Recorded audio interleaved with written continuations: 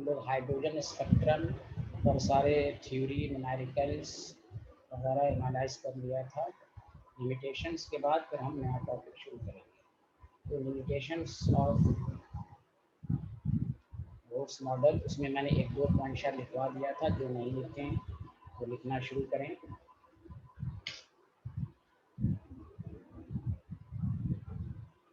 It does not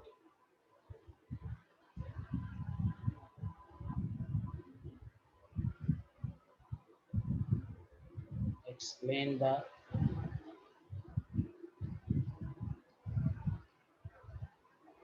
spectrum of the multi-electron system। Sir Rishik बताइए। हाँ sir, मैंने अभी बैच ज्वाइन किया है, तो सर आप इससे पहले आप बता दोगे आपने क्या पढ़ा है, मैं पढ़ के आ जाऊंगा बाद में। वही पढ़ाया है, बोर मॉडल वगैरह से एटॉमिक स्ट्रक्चर है, बोर मॉडल हाइड्रोजन स्पेक्ट्रम तक पढ़ा दिया। अब घबराए नहीं, आज का लेक्चर समझ में आएगा कि नहीं। तो बोर मॉडल पूरा पढ़ लेंगे, हाइड्रोजन स्पेक्ट्रम पढ़ लेंगे, Planck's quantum theory, black body radiation, ये सब पढ़ाया जा चुका है। ठीक है, आज नया टॉपिक शुरू होगा लिमिटेशंस के बाद। ठीक है, ओके ऋषिक। Yes sir. तो देखिए, बोर मॉडल आपको मालूम है कि वन इलेक्ट्रॉन सिस्टम के लिए ही एप्लीकेबल था। तो इन्होंने तो मल्टी इलेक्ट्रॉन सिस्टम का बताया ही नहीं। ये तो इसमें कुछ ज़्यादा समझाना नहीं है, तो सारे लोग जल्दी जल्दी लिख लें। दूसरा भी शायद मैं लिखवा दिया था, लेकिन मैं जानबूझ के लिखवा रहा हूँ, जिनका छूट गया है। It could not explain the relative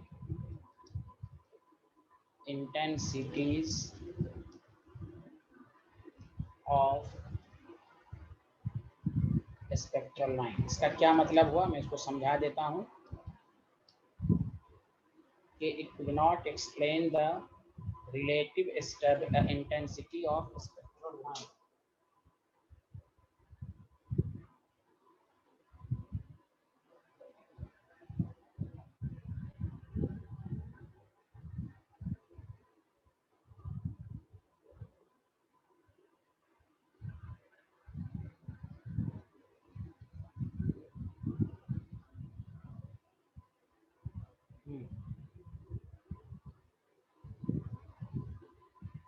लिख लिया सारे लोग? Yes sir. सुहानी सिंह को आवाज आ रही है? सुहानी सिंह, आप बताइए। Suhani Singh, can you hear me? अब ये बोलेंगी ही नहीं, लास्ट में बोलेंगे बस। खैर चलिए, यहाँ देखें सारे लोग। रिलेटिव इंटेंसिटी का मतलब ये था कि मैंने आपको बताया था कि जब, हाँ hello, can you hear me? Yes sir, actually मेरा वाईफाई थोड़ा वीक है तो मेरे को बाद में आवाज आती है। अच्छा चलिए ठीक है, तो आप मैसेज के जरिए बात कर लीजिएगा, ठीक है ना, चैट बॉक्स में। चलिए, अब देखिए, रिलेटिव इंटेंसिटी का मतलब ये हुआ, जब मैंने बोर मॉडल आपको समझाया, स्पेक्ट्रम समझाया था, कि जब व्हाइट लाइट को एटम से पास किया गया तो आपको मैंने बताया था कि ये 7 डिफरेंट कलर का मतलब हुआ 7 डिफरेंट एनर्जी लेवल में स्प्लिट हुआ। क्लियर है? लेकिन बोर मॉडल ने ये कहा, ये बात एक्सप्लेन नहीं कर पाए कि मान लीजिए 7 कलर जब आया था, तो किसी में एक रेड है, तो कहीं पर डार्क रेड है, इसी को कहते हैं इंटेंसिटी। अगर मान लीजिए कहीं पर येलो कलर की एनर्जी लाइट मिल रही है, एक लाइट येलो, एक डार्क येलो, उन्होंने तो कहा 7 डिफरेंट कलर में जाएगा, 7 डिफरेंट एनर्जी लेवल में स्प्लिट होगा, लेकिन इंटेंसिटी को एक्सप्लेन नहीं किया कि अगर 2 येलो कलर हैं तो उसकी एक डार्क येलो है, एक पेल येलो है, हल्का येलो है, इन सब के बारे में एक्सप्लेनेशन नहीं, इनको बताया ही नहीं उन्होंने। इसलिए सेकंड लिमिटेशंस ये है, it does not explain the relative intensity of spectral line. क्या मेरी बातें सबको समझ में आई? डेविन, दिव्यांशु, यहाँ तक हम लोगों ने एनालाइज कर लिया था, बताइए। Hello everyone. Yes sir. Yes sir. Very good. तीसरा सबसे इंपॉर्टेंट है, और चौथा, इस दोनों पर, खासकर तीसरा लिमिटेशन आप समझ लेंगे तो चौथा समझाने में ज़्यादा जरूरत नहीं पड़ेगी, लेकिन दोनों बहुत इंपॉर्टेंट है। तो मेरे साथ साथ आप लिखना शुरू करें कि it does not explain the find. This line is important. Fine line spectrum. Fine line spectrum of atom. पहले ये लिख लीजिए, मैं पहले इसका एक्सप्लेनेशन दे देता हूँ, लेकिन यहाँ पर एक कॉमन लैंग्वेज में मैं लिख देता हूँ कि आपको सेल्फ स्टडी में आसानी हो। फाइन लाइन स्पेक्ट्रम का मतलब ये हुआ, समझा कि नहीं? स्पेक्ट्रम का भी स्पेक्ट्रम ऑब्टेन हुआ था, स्पेक्ट्रम का भी स्पेक्ट्रम, मतलब ये समझने के लिए, अब मैं उसको एक्सप्लेन कर रहा हूँ, ये समझने के लिए है, इसको एग्जाम में लिखने की जरूरत नहीं है। ये सेल्फ स्टडी के लिए फाइन लाइन का मतलब स्पेक्ट्रम का भी, यानी एक स्पेक्ट्रम बना, उसके अंदर दोबारा एक और स्पेक्ट्रम बन गया, तो उसी को कहते हैं फाइन लाइन स्पेक्ट्रम। बोलिए, आया सबको समझ में ये लाइन? पहले फाइन लाइन स्पेक्ट्रम सबको समझ में आया? Hello everyone. नहीं सर, फिर से समझा दो। तो बताएंगे ही, पहले लाइन समझ लें, अभी तो मैं समझाऊंगा, पहले लिख लें सारे लोग। फाइन लाइन स्पेक्ट्रम, पहले ये लाइन समझ में आया, स्पेक्ट्रम का भी स्पेक्ट्रम। अब इसका मतलब क्या है ये मैं समझा रहा हूँ, पहले लिख लिया सारे लोग? हाँ या ना, जल्दी बताएं। यस सर, लिख लिया। तो लिखिए, देखिए जो लोग बोर मॉडल स्टार्टिंग से पढ़े हैं, प्लीज सारे लोग 2 मिनट अच्छे से सुनेंगे। हमने आपको ये कहा था कि जब व्हाइट लाइट को, लिखना नहीं है, व्हाइट लाइट को एटम से पास किया गया तो 7 डिफरेंट कलर में स्प्लिट हुआ। इससे ये साबित हुआ कि एटम के अंदर 7 एनर्जीज लेवल हैं, 7 बहुत सारे ऑर्बिट्स हैं, बहुत सारे एनर्जी लेवल हैं, लेकिन मैक्सिमम नंबर पर 7 है। बोर मॉडल ने क्यों कहा था कि इलेक्ट्रॉन स्पेसिफिक सर्कुलर पाथ के अंदर ही रिवॉल्व करता है? तो वही उन्होंने स्पेक्ट्रम से ये बात साबित की थी।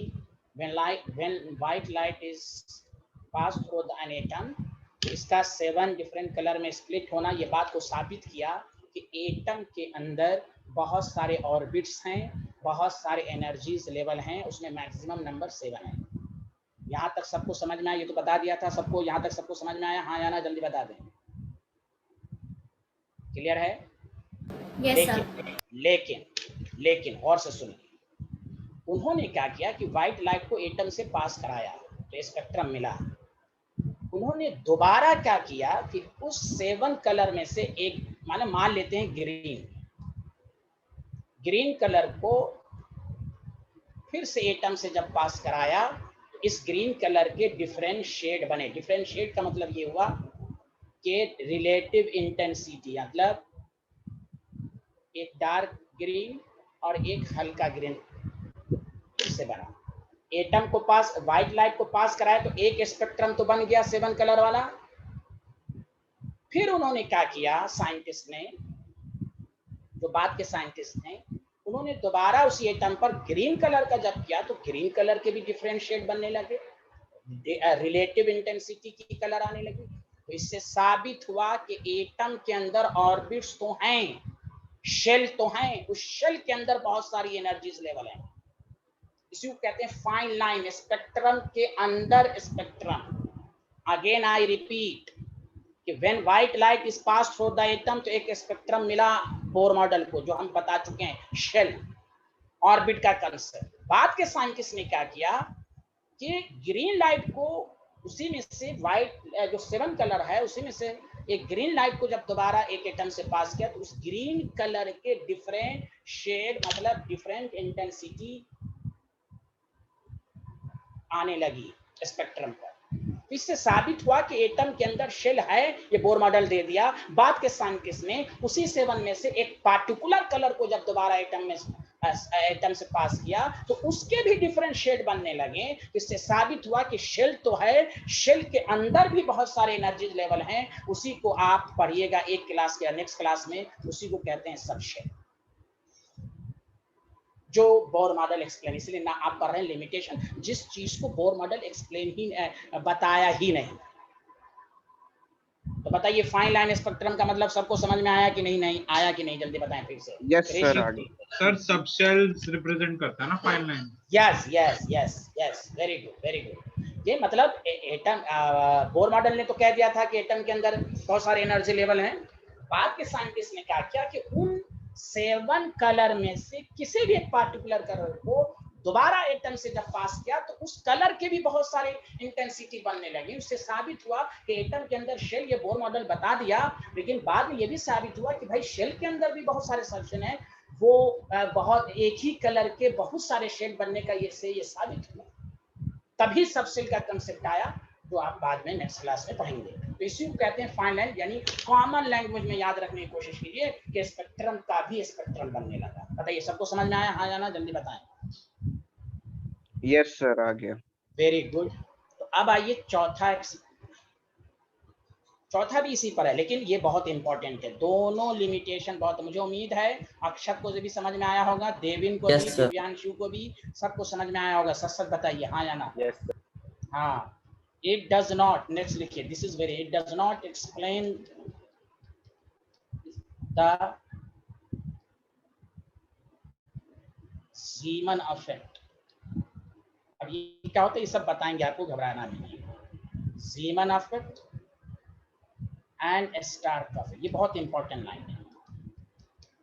अब ज़ीमन स्टार्क की डेफिनेशन में लिखवा देता हूँ, फिर मैं एक्सप्लेनेशन दूंगा। समझिए कि आपको एक्सप्लेनेशन आ चुका है। तो फाइन लाइन स्पेक्ट्रम के नीचे जस्ट इसको मैं सीक्वेंस में लिखा है कि दोनों की मीनिंग एक ही, एक तरीके से लिखा जाए।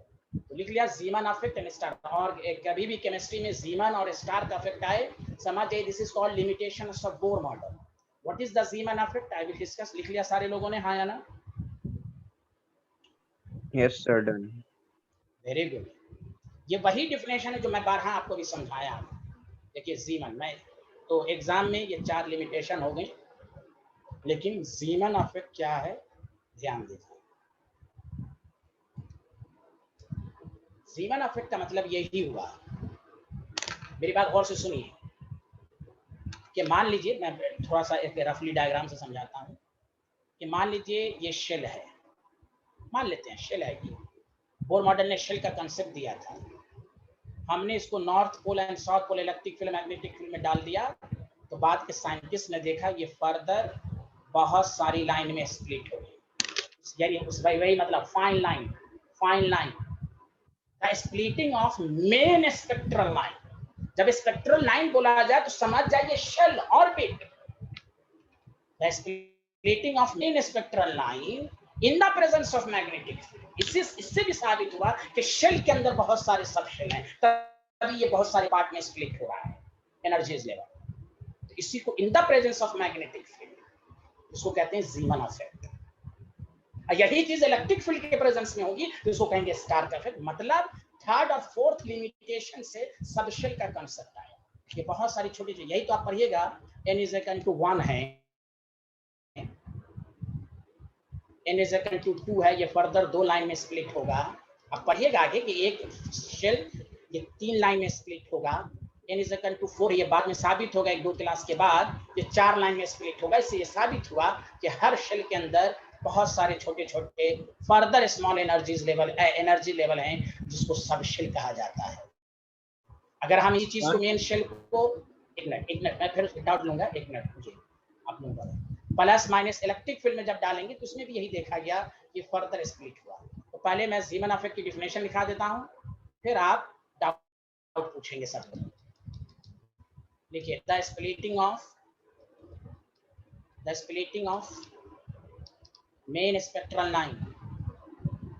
मेन स्पेक्ट्रल लाइन की बात जब भी हो, मेन स्पेक्ट्रल लाइन की बात जब भी हो तो क्या समझिएगा आप सारे लोग बताइए।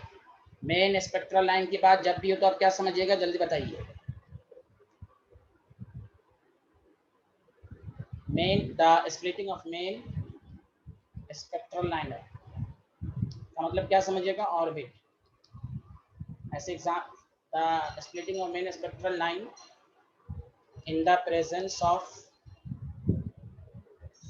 magnetic field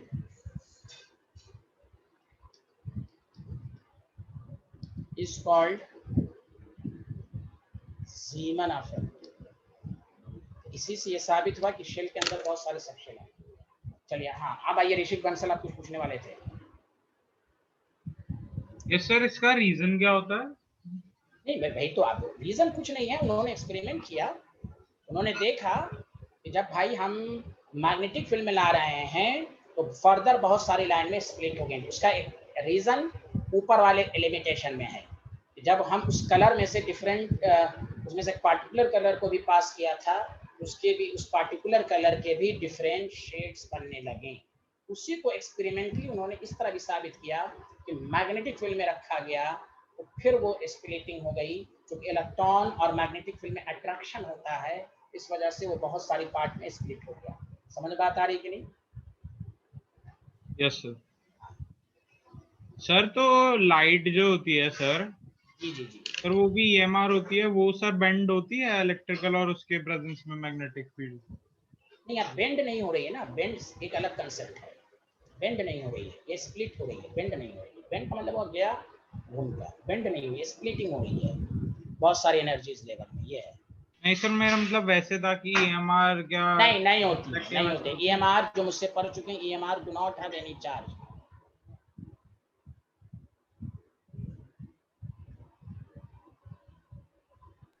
हाँ भाई फाइन डेविन, यस। लिख लिया सारे लोगों ने हाँ या ना, जल्दी बताएं। सर तो इलेक्ट्रिकल कंपोनेंट कैसे होता है उसके पास? इलेक्ट्रिक कंपोनेंट इस बात को साबित करता है, जैसे आप मोबाइल इस्तेमाल करते हैं तो रेडिएशन क्यों कहा जाता है कि ज़्यादा लंबे टाइम तक आप कंप्यूटर मोबाइल नहीं करें, वो उस वजह से इलेक्ट्रिक हमारी बॉडी के अंदर वो पेनिट्रेट करती हैं और भाई बहुत ज़्यादा एक्सेस करते हैं तो हमारे बॉडी के अंदर बहुत सारी बीमारियाँ अब नॉर्मल एक्टिविटीज़ को प्रोड्यूस करती हैं।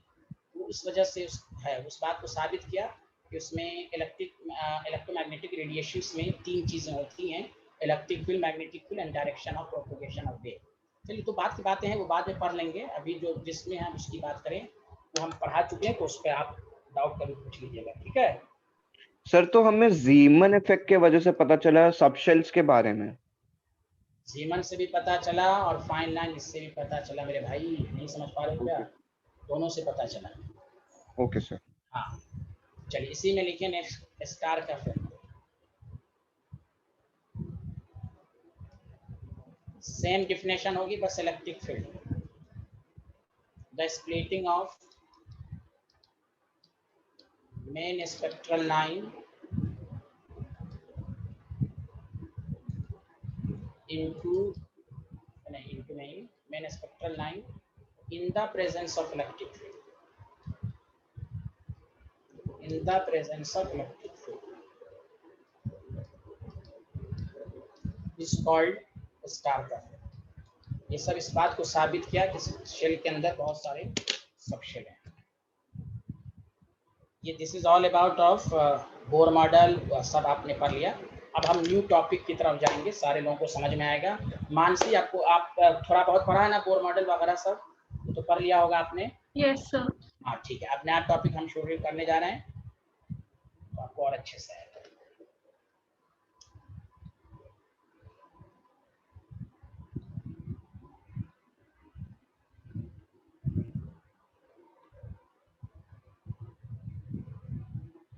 लिख लिया? Done sir. Very good. चलिए, अब जो टॉपिक हम समझाने जा रहे हैं, टॉपिक डालिए एक लाइन छोड़कर, क्वांटम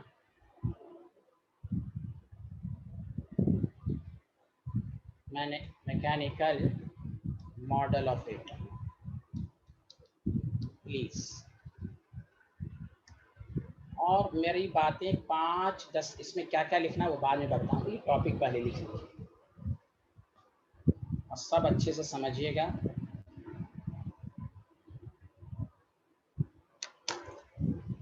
देखिए, बोर मॉडल के बाद सब लोगों ने लिख लिया, सारे लोग हाँ या ना जल्दी बताएं। Yes yes sir. चलिए 2 मिनट अच्छे से सुन लीजिए। कि बोर मॉडल ने जो चीज़ बताई नहीं वो हम लोगों ने लिमिटेशन में लिख लिया। अब आइए कि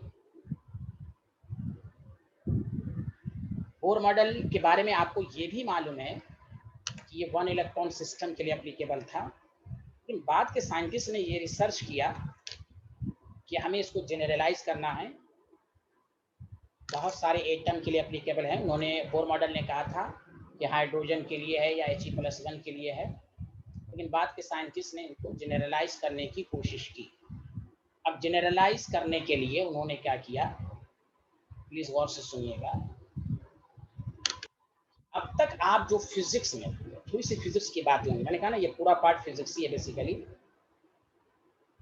तो बाद के साइंटिस्ट की जब रिसर्च टीम बैठी, उन्होंने ये कहा कि फिजिक्स में दो ब्रांचेस होती हैं। एक को कहते हैं क्लासिकल मैकेनिक्स, पहले लिखिए, मैं थोड़ा सा समझाऊंगा फिर मैं लिखाऊंगा। क्लासिकल मैकेनिक्स जिसमें आप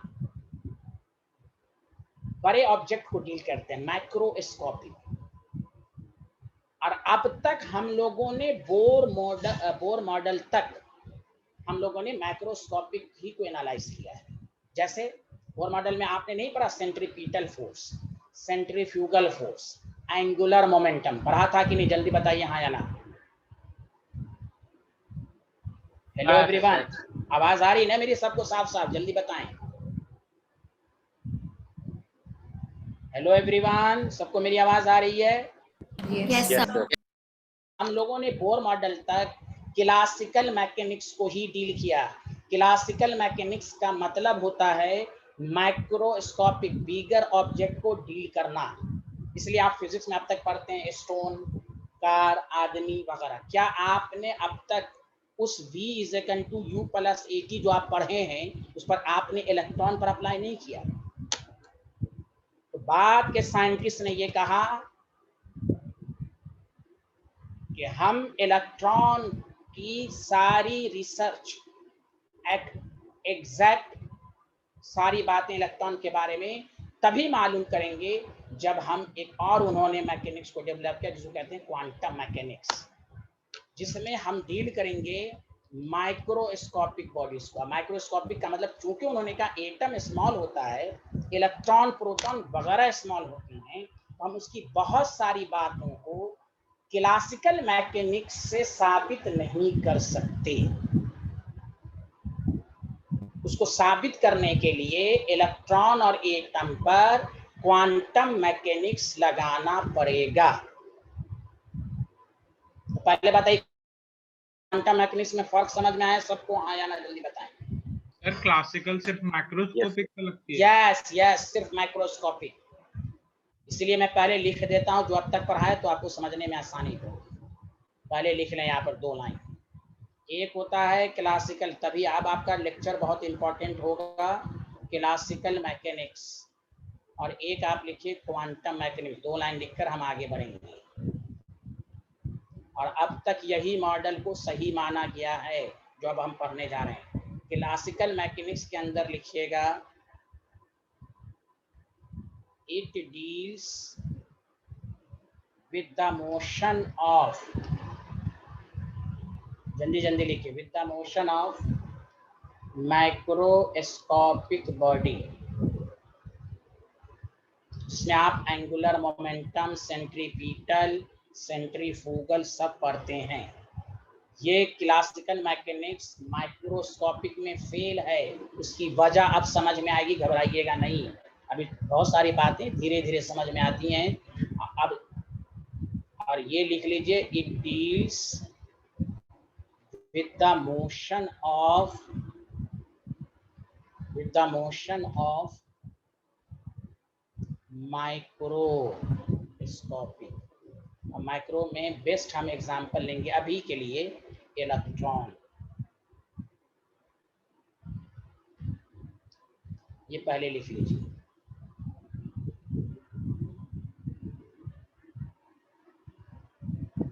ये लिख लिया सारे लोगों ने?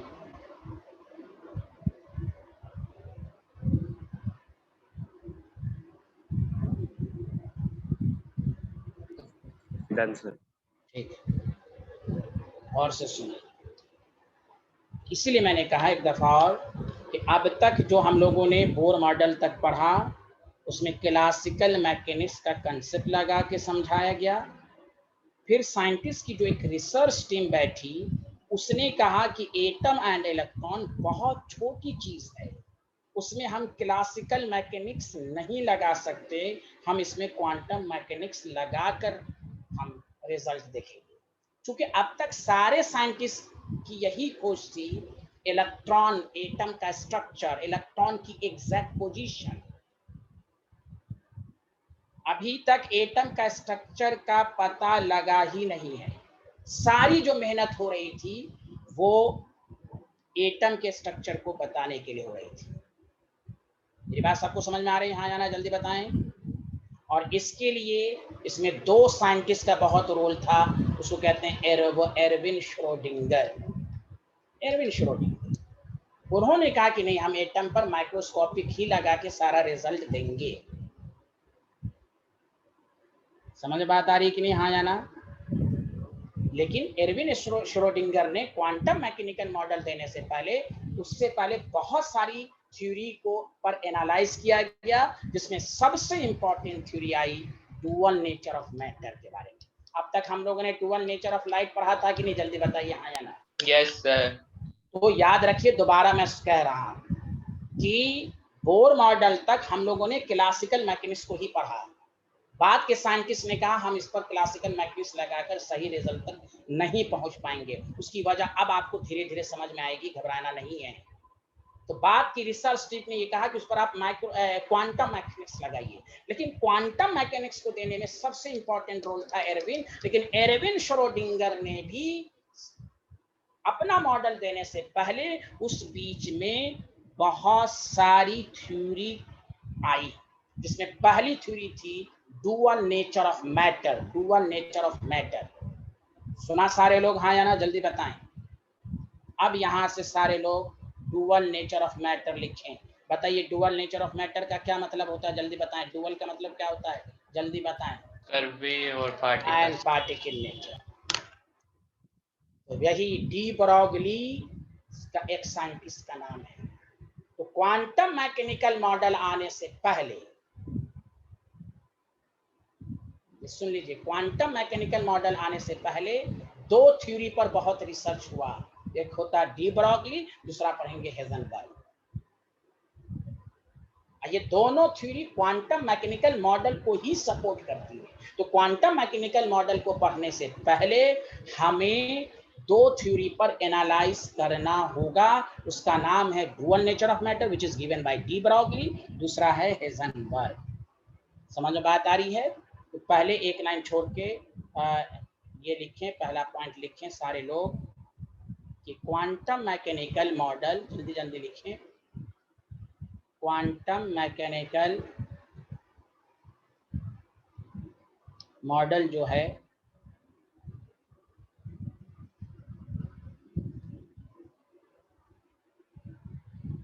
was widely accepted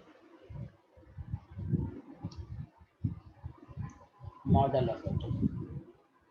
widely accepted जानती हैं क्यों? इसमें कुछ बोर मॉडल की भी बातें मानी गई, डी ब्रॉगली, हेजनबर्ग, सबका ध्यान अब तक जितना पढ़ा था, सब सारी पॉइंट्स को निचोड़ करके ये बनाया गया। Quantum mechanical model was widely accepted model of atom. Drive bye बताइए किसने दिया था? जल्दी बताएं सारे लोग।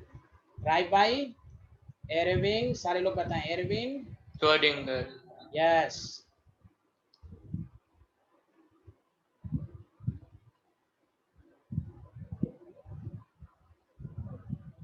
ये किसको एक्सप्लेन करता है? Explain the concept of dual behavior। ये dual behavior, इस पर पहले रिसर्च हुआ ऑफ मैटर, तो अब हम पढ़ाने जा रहे हैं। एंड हेजनबर्ग अनसर्टेनिटी, इसी के बाद हम क्वांटम नंबर निकालेंगे। अनसर्टेनिटी प्रिंसिपल लिख लिया सारे लोगों ने? हाँ या ना, जल्दी बताएं।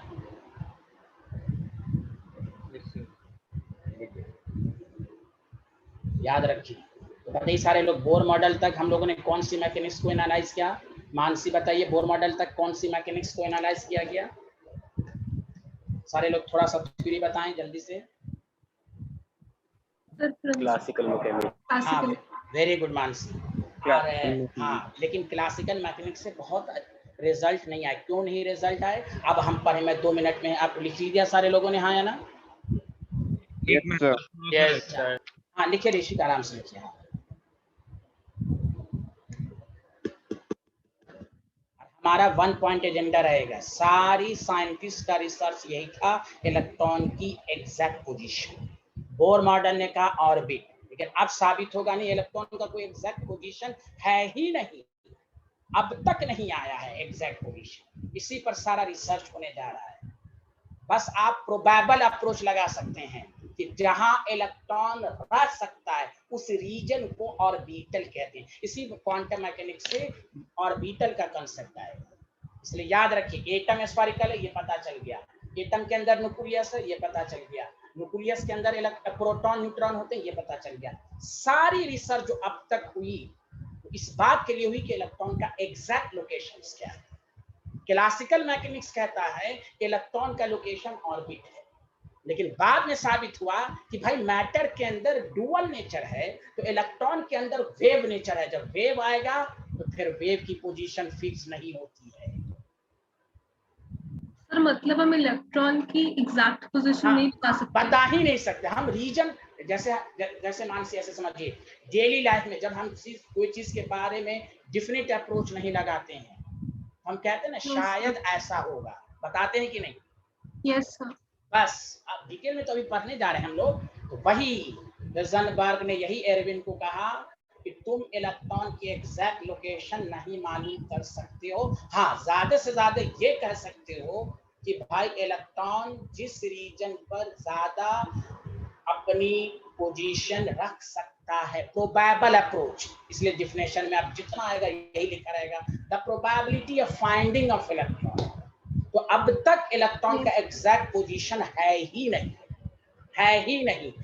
इसलिए बोर मॉडल में सबसे बड़ा लिमिट जो आया, ड्रॉबैक्स, वो यही आया, it does not explain the wave nature. अब तक आपने जितना रिजल्ट निकाला था क्लासिकल मैकेनिक्स, और क्लासिकल मैकेनिक्स को हम पार्टिकल नेचर ही से साबित कर सकते हैं बस।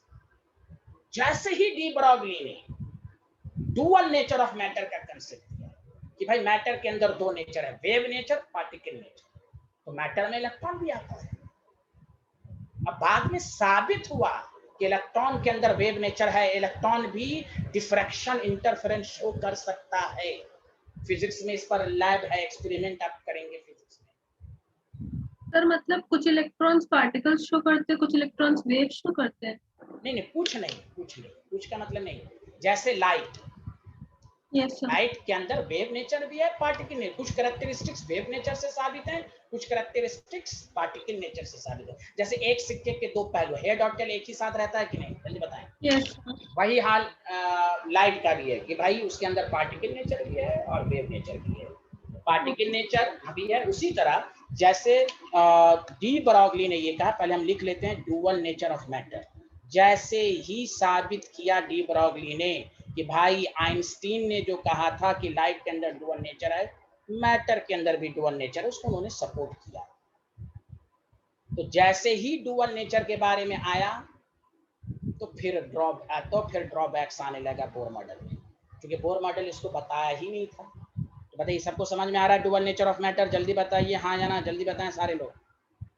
सर ये पता नहीं लगा आइडेंटिफाई कैसे होगा कि पार्टिकल नेचर है या वेव नेचर है ये property?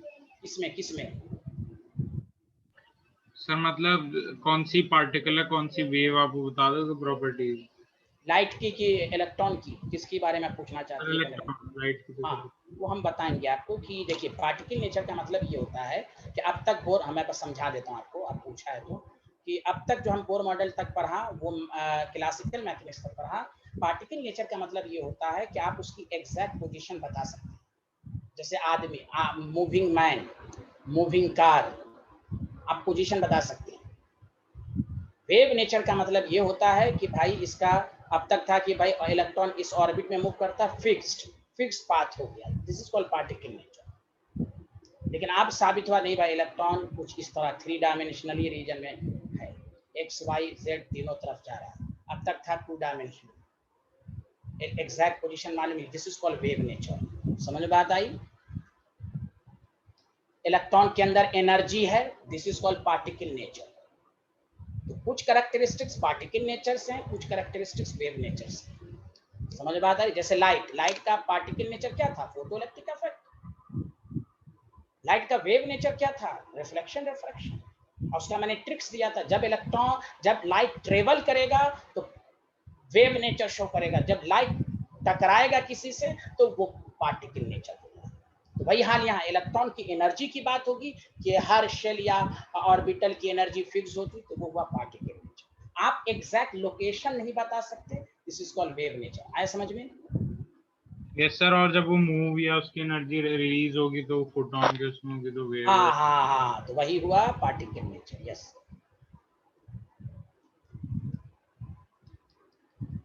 De Broglie proposed that matter should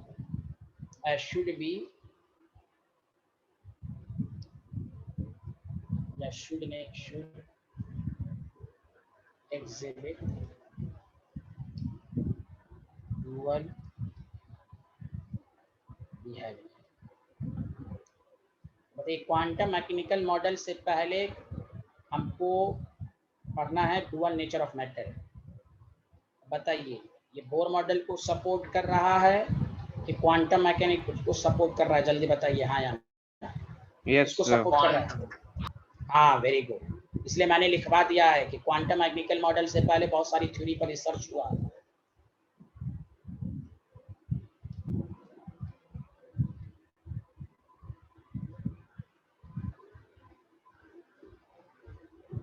गुलामी स्नेहा को समझ में आ रहा है?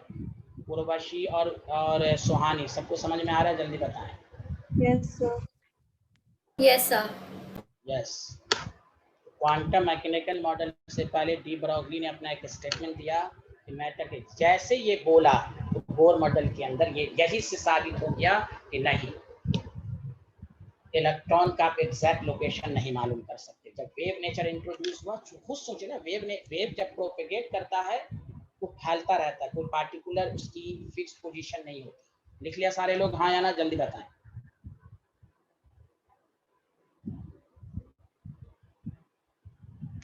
लिख लिया? उसी के नीचे लिखिएगा अकॉर्डिंग टू। अब देखिए डी ब्रॉगली ने क्या कहा, मैं साबित करूंगा। अकॉर्डिंग टू डी ब्रॉगली ने ये कहा था, और से सुनिए, when particle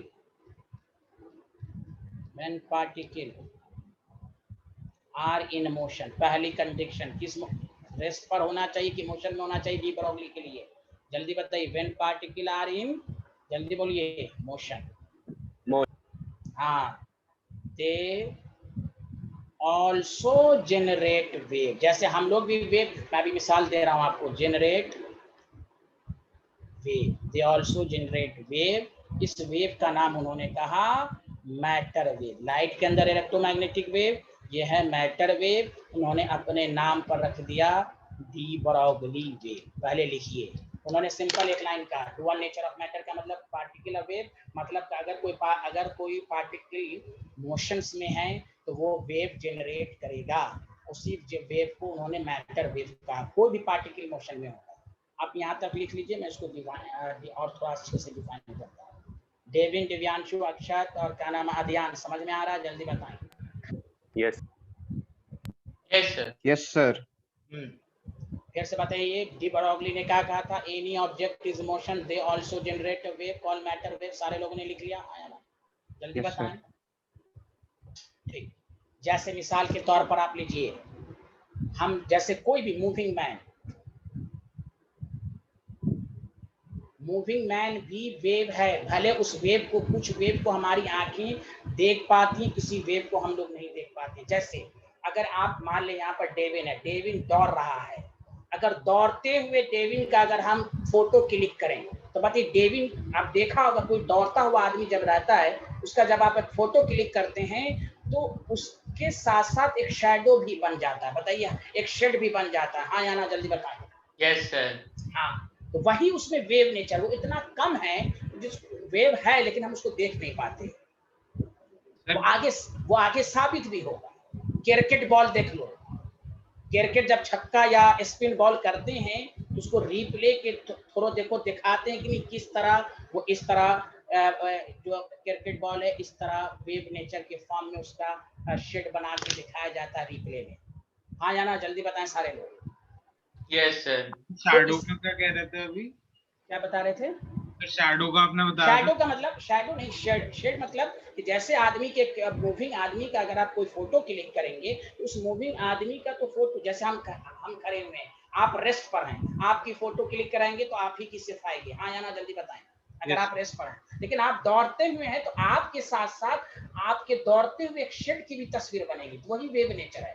हाँ या ना, किस तरह समझिए आप? क्योंकि सर हम मोशन में है ना। जी जी जी जी जी जी जी। तो वही डी ब्रॉगली ने कहा कि चूंकि इलेक्ट्रॉन भी मोशन में है तो वो भी वेव, तो कुछ वेव को हमारी आंखें देख लेती हैं, कुछ वेव को हमारी आंखें नहीं देख पाती। तो जिस तरह कोई मूविंग मैन या मूविंग क्रिकेट बॉल में भी वेव नेचर होगा अकॉर्डिंग टू डी ब्रॉगली। समझ में बात आई? हाँ या ना? Yes sir. अब उन्होंने एक फार्मूला ड्राइव किया। उर्वशी समझ में आ रहा है? हाँ या ना, जल्दी बताइए। Yes sir. उन्होंने आइंस्टीन की मदद ली, EMC स्क्वायर। आपने आइंस्टीन का नाम सुना होगा। अकॉर्डिंग टू आइंस्टीन, देखिए यहाँ सारे आइंस्टीन, ये पार्टिकल नेचर हो गया। फिर उन्होंने लाइट की तरह लिया, SC/λ। वेव नेचर होता है कि नहीं, जल्दी बताएं। हेलो हेलो एवरीवन, ये तो पार्टिकल नेचर हो गया। किसी भी बॉडी में मास होगी उसमें एनर्जी होगी, बताओ। अरे यार बोलो ना, सब लोग मिलके बोलो ना। Yes, sir. Yes, sir. अब उन्होंने दोनों, देखो दोनों को उन्होंने मिला दिया, क्योंकि मैटर के अंदर डुअल नेचर है, दोनों को मिला दिया। जब दोनों को मिला दिया तो MC² = SC/λ आ जाएगा। बताओ सारे लोग मिलके। आया ना? CC cancel, Yes, sir. तो λ = h/mc। अब देखो C velocity of radiation light है, तो यही फार्मूला सुनिएगा 2 मिनट। यही फार्मूला लेकर डी ब्रॉगली ने गए आइंस्टीन के पास। ये देखिए मैंने ये फार्मूला ड्राइव किया, देखिए। तो आइंस्टीन ने कुछ देर तक सोचा, उन्होंने कहा तुम इसको इस तरह कर दो कि चूंकि यहाँ C तो वेलोसिटी ऑफ लाइट है, तुम इस तरह इसको बना दो। उन्होंने उनका सपोर्ट किया। If object is moving with velocity v, देखिए उन्होंने डायरेक्ट फार्मूला दे दिया, वेलोसिटी v। C भी वेलोसिटी ऑफ लाइट है, इसलिए जनरल फार्मूला हो जाएगा h/mv। This is called de Broglie wavelength. इसलिए कोई भी ऑब्जेक्ट मोशन में होगा तो उसके अंदर वेवलेंथ होगी, और जब वेवलेंथ होगी तो वेव नेचर होगा कि नहीं, जल्दी बताओ। हाँ या ना? De Broglie Yes, sir. Yes, होगा। sir. हाँ, तो उन्होंने ये फार्मूला दिया। अच्छा, अब मैं तुमको दोबारा समझाता हूँ, प्लीज 2 मिनट सुन लेना, उसके बाद लिखना शुरू करना। 1 मिनट रुक जाओ। मैंने अभी कहा कि क्वांटम मैकेनिकल मॉडल से पहले बहुत सारी थ्योरी आई और सबका एक ही काम था कि हम इलेक्ट्रॉन का एग्जैक्ट लोकेशन मालूम करें, जो अब तक नहीं था मालूम होता। अब वो एग्जैक्ट लोकेशन तभी मालूम होगा जब हम क्वांटम मैकेनिक्स पढ़ेंगे, क्योंकि हम इलेक्ट्रॉन पर न्यूटन्स लॉज, एंगुलर मोमेंटम नहीं लगा सकते। अब तक जो थ्योरी आई उससे बहुत सारी इंफॉर्मेशन मिली, लेकिन इलेक्ट्रॉन की एग्जैक्ट लोकेशन के बारे में नहीं, क्योंकि जब क्वांटम मैकेनिकल मॉडल लगेगा हम एग्जैक्ट लोकेशन, ऑर्बिट का कंसेप्ट रहेगा ही नहीं।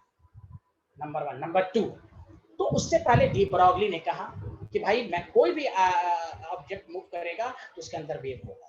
अब तुम समझना मेरी बात को, जो मैंने कहा कि एक आदमी अगर रेस्ट पर है तो उसी का फोटो आएगा, उसी की तस्वीर आएगी। लेकिन अगर मूविंग आदमी की तस्वीर लोगे तो तुम चेक भी करोगे, मूविंग मैन के साथ साथ उसके शेड की भी तस्वीर आएगी। वो जो शेड बन रहा होता फोटो के साथ साथ, वो एक तरह का वेव है। अब देखो इस फार्मूले से बताओ सारे लोग मिलकर, अब तुम्हें और अच्छे से आएगा कि बताओ जितनी बड़ी ऑब्जेक्ट होगी उसमें वेवलेंथ कम होगा कि नहीं, जल्दी बताओ। आया ना? Hello everyone, hello. जितनी बिगर ऑब्जेक्ट होगी, जितनी बिगर ऑब्जेक्ट होगी वेवलेंथ कम होगा कि नहीं? That the reason moving man का वेव बहुत कम है, बहुत कम है। इसलिए आप मूविंग मैन की वेलोसिटी वगैरह निकाल सकते हैं।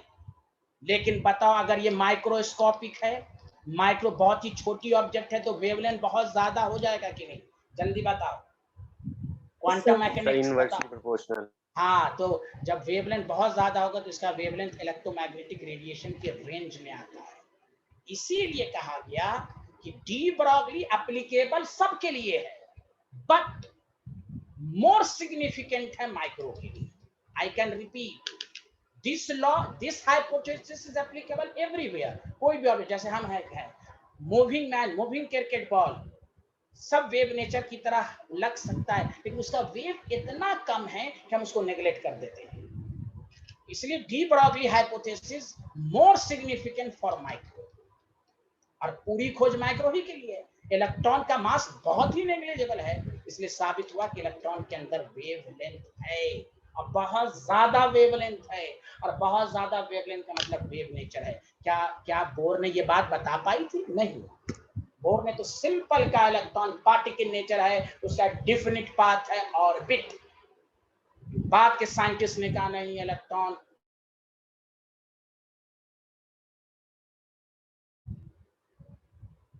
बताइए, सबको समझ में आया डी ब्रॉगली का फार्मूला? हाँ या ना, जल्दी बताएं। Yes sir. ऋषिक बंसल कोई डाउट? अब चलिए यहाँ से लिखना शुरू करेंगे। ऋषिक बंसल कोई डाउट है तो अब पूछिए। No sir.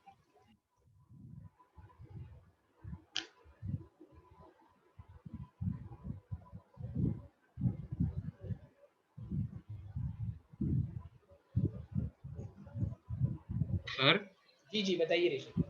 सर ये प्रूव्ड है डी ब्रॉगलीज इक्वेशन जो उसने दी है? है, देखिए सामने मैंने किया, और इसको बजाते वेव नेचर है कि नहीं, एक्सपेरिमेंट से भी पता चला कि इलेक्ट्रॉन का डिफ्रैक्शन पैटर्न, डिफ्रैक्शन मैं पढ़ा चुका हूँ कि जो वेव नेचर होता है उसमें डिफ्रैक्शन आता है इलेक्ट्रॉन के अंदर। बाद में मैं साइंटिस्ट का नाम भी बोल देता हूँ, आप फिजिक्स में पढ़िएगा, डेविसन एंड जर्मर। उसने प्रूफ किया कि इलेक्ट्रॉन के अंदर डिफ्रैक्शन आता है, डिफ्रैक्शन वेव नेचर को है। वो सारी चीजें डी ब्रॉगली को सपोर्ट की। डी ब्रॉगली सबसे पहला साइंटिस्ट है। क्वांटम मैकेनिकल मॉडल भले एरविन श्रोडिंगर ने दिया, लेकिन क्वांटम मैकेनिकल मॉडल की शुरुआत कहां से हुई? डी ब्रॉगली से। इसी के बाद इसको एक्सटेंड कर दिया गया कि वाकई इलेक्ट्रॉन का हम अब एग्जैक्ट लोकेशन मालूम कर ही नहीं सकते ड्यू टू वेव नेचर।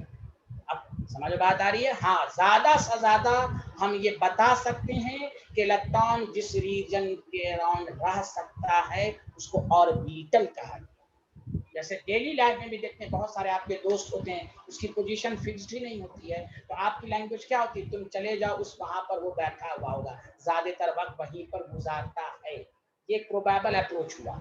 समझ में बात आ रही है कि नहीं ऋषिक? यस सर, आ रही है। हाँ, चलिए ये स्लाइड लिख लिया सब लोगों ने? हाँ या ना, जल्दी बताएं। सर आइंस्टीन की भी प्रूव्ड है is equal to mc square practically. सब है, ये फिजिक्स में पढ़िएगा। एटम एक चैप्टर का नाम है फिजिक्स में, एटम एंड मॉलिक्यूल्स।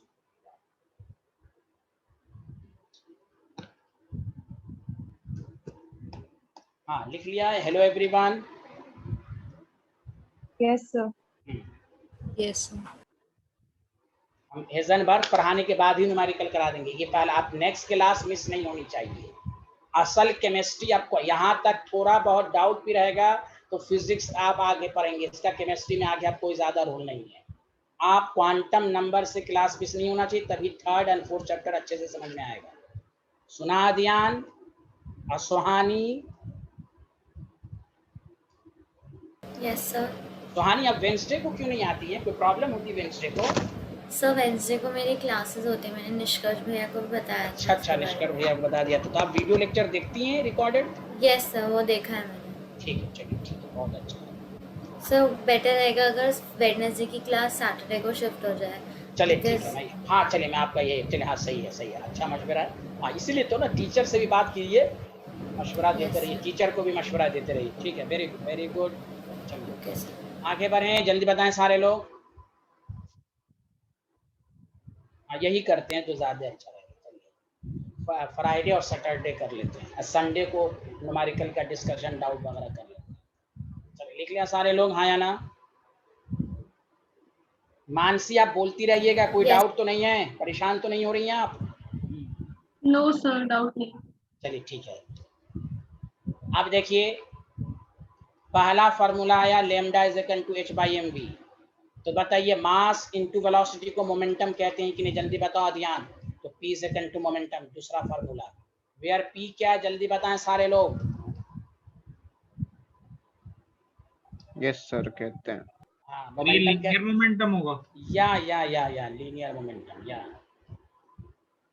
अब देखो सारे लोग प्लीज तीसरा फॉर्म देखो, जिसने इसको याद कर लिया कोई न्यूमेरिकल टफ लगेगा ही नहीं, सिर्फ फार्मूला वेरिएशन आना चाहिए। देखो सारे लोग, लेमडा तुम मैकेनिक्स में पढ़ोगे, under root 2m into kinetic energy, there is a relationship between momentum and kinetic energy. मैं प्रूफ करके दिखा देता हूँ। मान लो इधर देखो, इधर सारे लोग 2m into kinetic energy root के अंदर, तो बताओ 2m रहने दो, काइनेटिक एनर्जी को हाफ mv² ले सकते हैं, बताइए सारे लोग, अक्षत वगैरह सब लोग बताइए। Yes sir. अब बताइए कि 2 कैंसिल हो जाएगा तो रूट के अंदर m² v² हो जाएगा, तो mv आ जाएगा, mv को मोमेंटम लिख सकते हैं, जल्दी बताया। तो देखो p Yes, को sir, हम लिख सकते हैं। ये डायरेक्टली, तो किसी न्यूमेरिकल में रहेगा kinetic energy of moving electron is this, find the de Broglie wavelength, तो हम काइनेटिक एनर्जी वाला टर्म्स लिख देंगे। चौथा वेरिएशन जो मुझसे पढ़ चुके हैं फोटोइलेक्ट्रिक इफेक्ट में, कि अगर इलेक्ट्रॉन को कोई सर्किट डायग्राम है, पॉजिटिव नेगेटिव पोटेंशियल दे दिया तो इलेक्ट्रॉन मूव करेगा। तो मैंने बताया था जब इलेक्ट्रॉन मूव करेगा तो this kinetic energy is equal to, मैं पढ़ा चुका हूँ काइनेटिक एनर्जी को, चार्ज इनटू पोटेंशियल। याद करो, work done is equal to potential is equal to work done per unit charge होता है, तो work done is equal to Q into potential. बताओ फोटोइलेक्ट्रिक इफेक्ट में बताया था, हाँ या ना? यस सर, बताया था। हाँ, तो यही वर्क डन किसमें स्टोर हो जाता है, काइनेटिक एनर्जी के फॉर्म में, Q into V। V is equal to potential है, यहाँ पर हमने फोटोइलेक्ट्रिक इफेक्ट में टर्म्स पढ़ाया था, स्टॉपिंग पोटेंशियल, जिस पर न्यूमेरिकल भी दिया था। तो देखो डी ब्रॉगली वेवलेंथ का दूसरा फार्मूला चार्ज इनटू पोटेंशियल, याद रखना, चार्ज इनटू पोटेंशियल, क्योंकि काइनेटिक एनर्जी का जब इलेक्ट्रॉन एक्सिलरेटेड बाय पोटेंशियल कहेगा डी ब्रॉगली वेवलेंथ निकालें, तो ये फार्मूला आप इस्तेमाल करेंगे। तो kinetic energy charge into potential होता है। बताइए ऋषिक, मानसी, कोलानी, सोहानी, सब लोग बताइए समझ में आ रहा है कि नहीं? हाँ सर, मैं था नहीं सर फोटो, आ रहा है मैं उसकी रिकॉर्डिंग देख लूंगा सर। तो हाँ, ये kinetic energy charge into potential, ये याद रख लीजिएगा। सर वरना आप संडे या सैटरडे को एक क्लास रख लोगे सर? मैं नहीं, हम आपको डाउट रहेगा, आप निष्कर्ष भैया को मैसेज कर दे, ऐसे ये भी नंबर मेरा नोट कर लीजिए, काम देगा। तो मैं आपको थोड़ा सा एक क्लास दे दूंगा अलग से, समझ रहे हैं ना ऋषिक सर? Yes sir. लेकिन यहाँ से आप क्लास मेरा अगर ज्वाइन कीजिएगा तो लगातार कीजिएगा, ठीक है? Yes sir. चलिए लिख लिया सारे लोग, हाँ या ना? Done sir. Done sir. Very good. चलिए तो फिर से 1 मिनट रिवीजन कर लेते हैं एकदम जल्दी जल्दी। बोर मॉडल तक क्लासिकल मैकेनिक्स पढ़ा, क्लासिकल मैकेनिक्स से बहुत सारी बातें साबित नहीं हुई। हम लोग अब तक जितनी चीज बोर मॉडल के बाद जितनी भी रिसर्च हुई इस बात के लिए हुई कि इलेक्ट्रॉन का एग्जैक्ट लोकेशन क्या है। बोर मॉडल तक एग्जैक्ट लोकेशन ऑर्बिट था, लेकिन बात ने कहा नहीं भाई इलेक्ट्रॉन माइक्रोस्कोपिक होता है। हम बाद में फिजिक्स में एक ब्रांच डेवलप हुई जो इस बात को साबित किया भाई इलेक्ट्रॉन बहुत ही माइक्रोस्कोपिक है, उस पर न्यूटन्स लॉज लगा ही नहीं सकते, और जब लगा ही नहीं सकते तो हम क्वांटम मैकेनिक्स लगाएंगे, और क्वांटम मैकेनिक्स से सब सारा रिजल्ट लिया गया। तो बोर मॉडल के अंदर ड्रॉबैक्स आया। बोर मॉडल के अंदर ये जो बात साबित हुई कि इलेक्ट्रॉन का एक डिफिनिट पाथ होता है जिसको कहते हैं ऑर्बिट, बाद में साबित हुआ कि नहीं, इलेक्ट्रॉन का तो एग्जैक्ट लोकेशन ही नहीं होता है। आप अगर बताना चाहें तो आप एक प्रोबेबल अप्रोच बता सकते हैं जिसको कहते हैं ऑर्बिट। अब आइए नेक्स्ट टॉपिक, इसी के बाद क्वांटम मैकेनिक्स को हमें बताऊंगा, लेकिन एक लाइन छोड़ के रिमार्क्स लिखिए, एक लाइन छोड़कर रिमार्क्स लिखिए जल्दी जल्दी लिखिए। पहला point, the wavelength associated with material particle, भाई जिसके पास मास हो, मटेरियल पार्टिकल,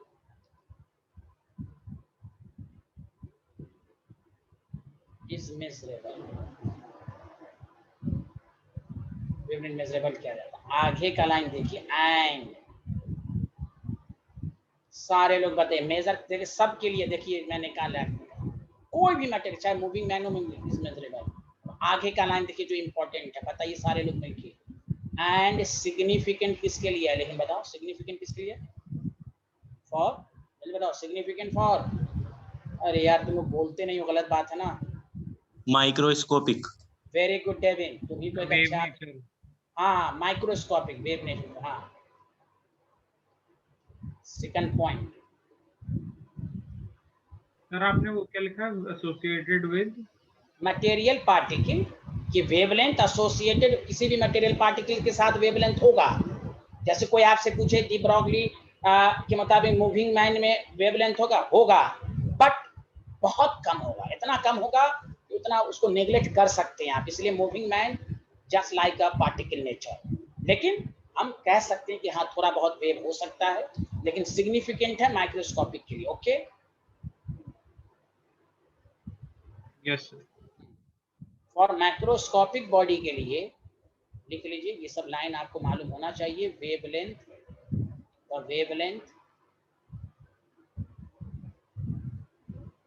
सर वैसे अगर हम कोई बड़े ऑब्जेक्ट की भी वेलोसिटी बहुत कम कर दें, बहुत ज्यादा, और उसको मूव कराएं, तो सर वो वेव नेचर नहीं शो करेगा नहीं, सिग्निफिकेंट? बहुत कम वेलोसिटी करेंगे तो रेस्ट की तरफ आप जा रहे हैं, रेस्ट की तरफ जा रहे हैं तो वेव तो ऐसे भी नहीं होगा। अगर होगा भी थोड़ा बहुत वेवलेंथ तो वेलोसिटी मूविंग, थोड़ा बहुत स्पीड होगा तो बहुत कम। सर क्योंकि वो अगर 0.0000 बहुत ज्यादा हम ले लें, 1 ले लें उसकी वेलोसिटी, तो सर वो ऊपर जाके पावर जो बढ़ जाएगी इससे। वही मैंने कहा वेवलेंथ होगा, आप सही कह रहे हैं होगा, लेकिन उसका मैं वही लिखाने जा रहा हूँ। उसको लिखाने के बाद फिर आप पूछेगा कि द वेवलेंथ इज शॉर्टर। अब देखिए शॉर्टर तो कह दिया, आगे का line then any electromagnetic radius का वेवलेंथ होता है इसका, चाहे कुछ भी वेलोसिटी को ज्यादा कर दें कम कर दें कुछ भी करें वेवलेंथ आएगा, लेकिन बहुत ही शॉर्टर होता है इलेक्ट्रोमैग्नेटिक रेडिएशन। और इसको मैं वही लिख देता हूँ, and can not be measure, जो आपका डाउट क्लियर हो जाएगा, and can not be measure. इसीलिए कहा जाता है कि मूविंग मैन डी ब्रॉगली के मुताबिक उसमें वेव है, लेकिन उसका वेव इतना कम है कि हम can't be measured. Okay student, ये मोर सिग्निफिकेंट है माइक्रो के लिए।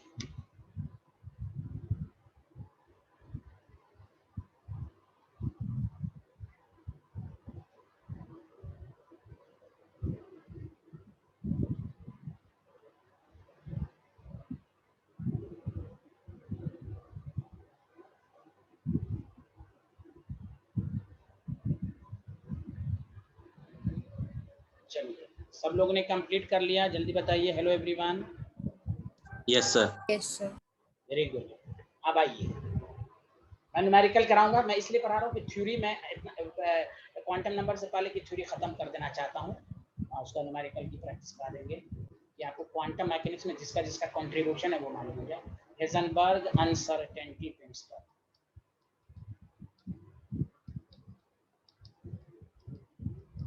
HUP शॉर्ट फॉर्म में लिखिए। क्वांटम मैकेनिक्स मॉडल से पहले ये दोनों थ्योरी क्वांटम मैकेनिक्स को सपोर्ट किया है। एरविन श्रोडिंगर ने इनकी मदद ली, समझा कि नहीं? अब सुनिए, पहले लिख लीजिए, मैं फिर समझाता हूँ। सर ये रिमार्क्स में थर्ड पॉइंट लिखना है क्या? नहीं, ये टॉपिक है, ये देखिए टॉपिक है ना, हेजनबर्ग अनसर्टेनिटी प्रिंसिपल, ये टॉपिक है। Okay David?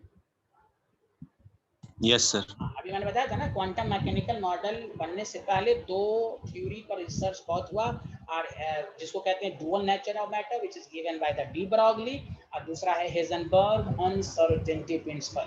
अब हम आपको समझाते हैं। सारे लोगों ने लिख लिया? बताइए। ऋषिक, मानसी, गुलामी, स्नेहा, सब लोगों ने लिख लिया? उर्वशी? यस सर, लिख लिया। Yes very sir. Good, Yes, sir. Very good. अब सुनिए, लॉजिक लगा तो और आपको अच्छे से समझ में आएगा। और से सुनिए, जैसे ही डी, एकदम 2 मिनट में अच्छे सुनेगा, डी ब्रॉगली ने जैसे ही कहा कि मैटर के अंदर डुअल नेचर है, मतलब इलेक्ट्रॉन के अंदर वेव नेचर आ गया। तो हेजनबर्ग साहब ने एरविन श्रोडिंगर को कहा, तुम क्वांटम मैकेनिकल मॉडल बना रहे हो, इलेक्ट्रॉन की एग्जैक्ट लोकेशन मालूम कर रहे हो, मैं तुम्हें बताने जा रहा हूँ। उन्होंने कहा बताओ, उन्होंने कहा एग्जैक्ट लोकेशन मालूम कर ही नहीं सकते। एरविन श्रोडिंगर परेशान हो गए, तो फिर तुम क्यों मुझे बता रहे हो? उन्होंने उसका रीजन दिया क्यों नहीं मालूम कर सकते। आप डेली लाइफ का भी एग्जांपल लीजिए कि अगर डेविन मूव कर रहा है, मान लीजिए डेविन मूव कर रहा है, कोई कहेगा कि डेविन कहाँ, डेविन का एग्जैक्ट पोजीशन बताओ, और एग्जैक्ट वेलोसिटी बता दो। जब तक हम उसका एग्जैक्ट लोकेशन बता रहे होंगे, क्या डेविन की पोजीशन चेंज नहीं कर गई होगी? बताइए हाँ या ना। मूविंग डेविन की जल्दी Yes, बताएं sir. सारे लोग। हाँ, तो हेजनबर्ग यही कहना चाहता है कि किसी भी मूविंग इलेक्ट्रॉन की exact position and exact velocity simultaneously निकाल ही नहीं सकते। तो वही ये कॉमन सेंस की भी बातें हैं, डेली लाइफ से भी रिलेटेड बातें हैं कि अगर एक आदमी मूव कर रहा है और हम कहें उस आदमी का वेलोसिटी पोजीशन मालूम करें, हम बता ही नहीं सकते हैं। जब तक बताते बताते उसकी पोजीशन चेंज कर गई होगी, हाँ तभी बता सकते हैं कि उसकी वेलोसिटी को जीरो करना पड़ेगा। मान लिया ये यहाँ से चला और ये मूव कर रहा है, मूव कर रहा है, मूव कर रहा है। अगर कोई कहेगा यहाँ पर के पोजीशन बताओ, तो ये तो उसकी पोजीशन चेंज हो गई है। हाँ, एग्जैक्ट बताने के लिए उसकी वेलोसिटी जीरो, तभी तो हम पोजीशन बता सकते हैं कि वो कहाँ पर रहा होगा। बताइए हाँ या ना। लार्ज ऑब्जेक्ट तो लेकिन बता सकते हैं। किसकी बता सकते हैं? क्या बताया आपने? लार्ज ऑब्जेक्ट्स की तो हम बता सकते हैं। नहीं, मूविंग की। सर मूविंग, सर मैं मूविंग ही कह रहा हूँ सर कि अगर कोई सर हम बॉल थ्रो करते हैं हाँ तो हाँ, सर तो भाई तो अभी पहले ये समझ लीजिए, फिर वही मैं बात कहूंगा। जैसे मैंने डी ब्रॉगली के बारे में आपको सिखाया कि सबके लिए एप्लीकेबल है, लेकिन बाद में क्या साबित हुआ? सिग्निफिकेंट ज्यादा नहीं है मैक्रो के लिए। पहले तो आप थोड़ा डेली लाइफ से रिलेट करके मैं समझाना चाह रहा हूँ। हाँ, भले हेजनबर्ग इसमें थोड़ा सा सिग्निफिकेंट नहीं है, ये ज्यादा सिग्निफिकेंट होगा माइक्रो के लिए, लेकिन हम ऐसे भी आप समझिए, डेली लाइफ से भी समझिए कि मूविंग मैन का भी आप एग्जैक्ट लोकेशन और एग्जैक्ट वेलोसिटी दोनों साइमल्टेनियसली बताने में थोड़ा बहुत परेशानी होगी ही। हाँ, हम बता सकते हैं, इसलिए तो मैं कह रहा हूँ हेजनबर्ग अनसर्टेनिटी प्रिंसिपल एप्लीकेबल होगा, सिग्निफिकेंट ये भी होगा, ज्यादा किसके लिए? मैक्रो। लेकिन डेली लाइफ से भी आप रिलेट करें कि किसी भी मूविंग क्रिकेट बॉल का भी जो एग्जैक्ट लोकेशन वगैरह मालूम किया जाता है, समझा कि नहीं?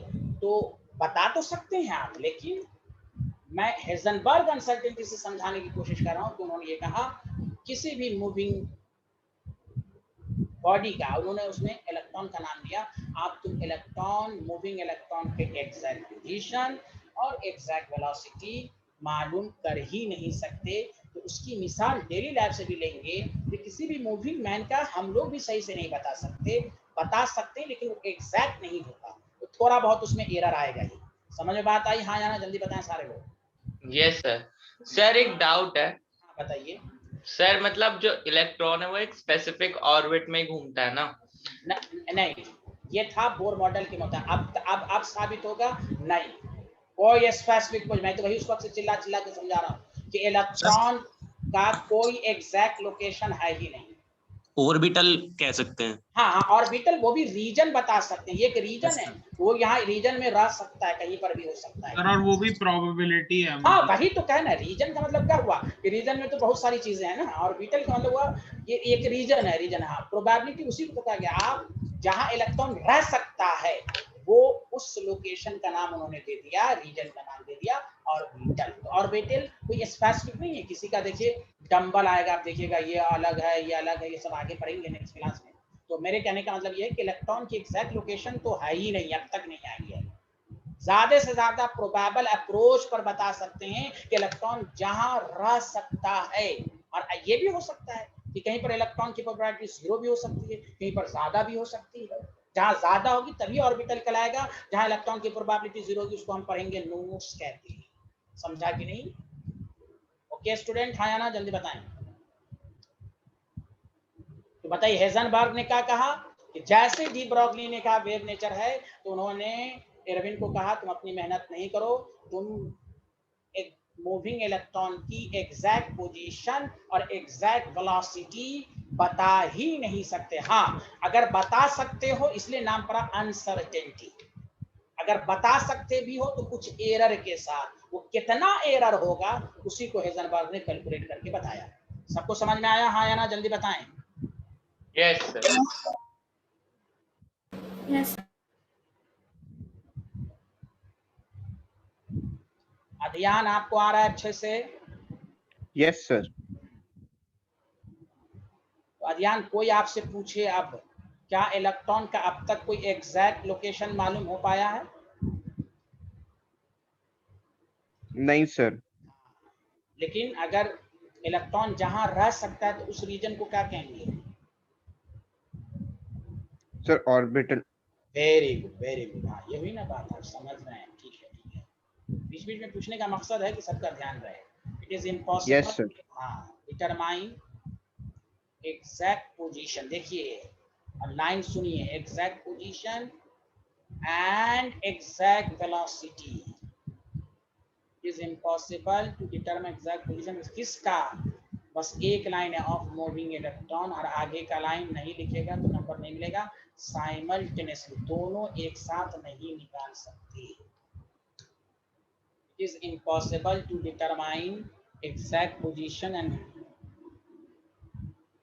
नहीं वो बता देंगे, नोट्स पढ़ने की जरूरत है, वो सब आगे आगे। चलिए स्नेहा, और वो मैंने हाँ एक मिनट हाँ पहले ये सारे लोग लिख लीजिए, फिर आप ऋषिक डाउट पूछिएगा। पहले सारे लोग लिख लीजिए, इसको कंप्लीट कर लेते हैं, फिर डाउट पूछेगा। जस्ट सर डन, लिख लिया सर। सब लोगों ने लिख लिया?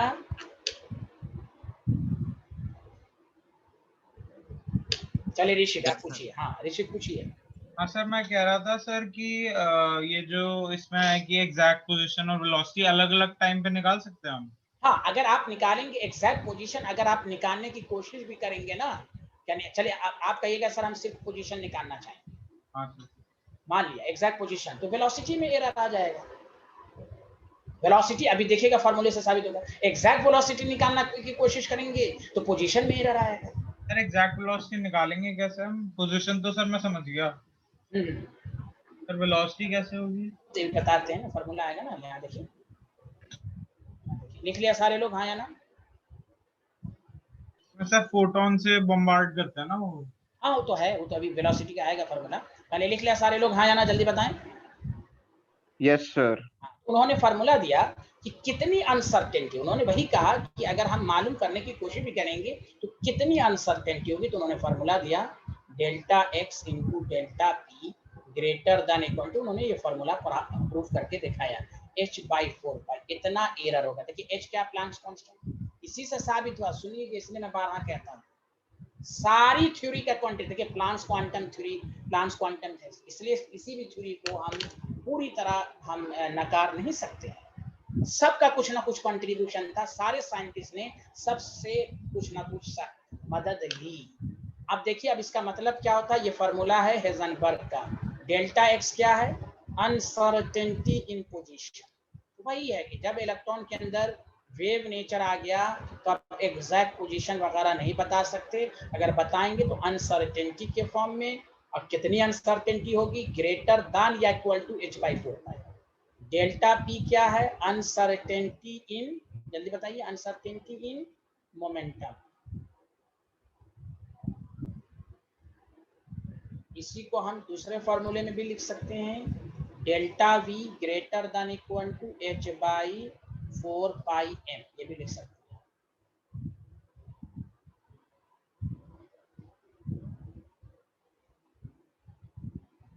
डेल्टा वी क्या है? Uncertainty in velocity.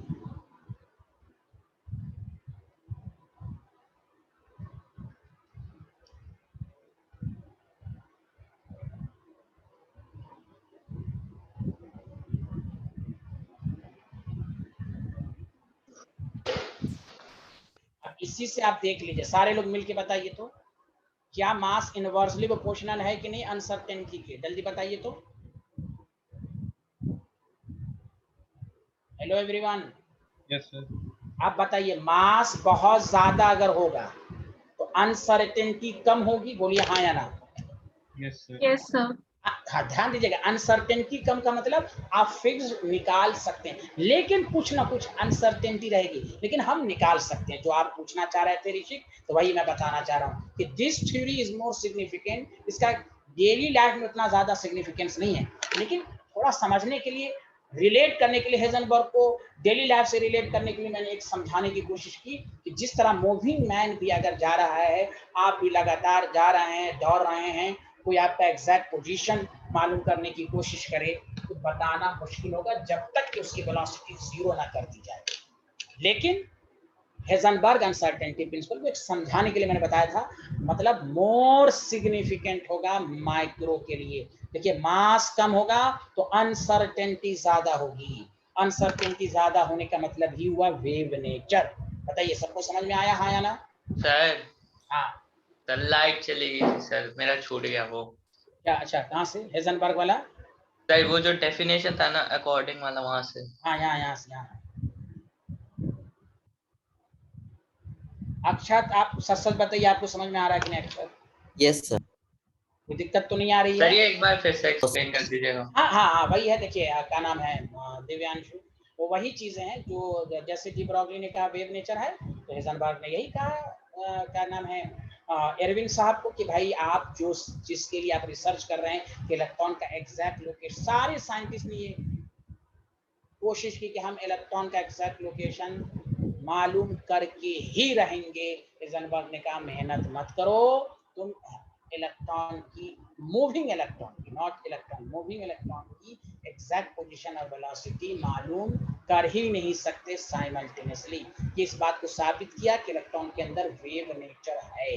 समझ बात आ रही है, हाँ या ना? Yes sir. वही उसी का उन्होंने फार्मूला दिया। अब देखिए ये फार्मूला क्या बता रहा है, जल्दी बताइए। मोर सिग्निफिकेंट किसके लिए है, जल्दी बताएं सारे लोग। ऋषिक? सर माइक्रो के लिए। हाँ, अब देखिए एक लाइन छोड़ के नोट लीजिए सारे लोग। सर फॉर्मूला वाला फिर से दिखाना एक बार, स्क्रीनशॉट ले लीजिए। हाँ, स्क्रीनशॉट ले लीजिए आप। हाँ,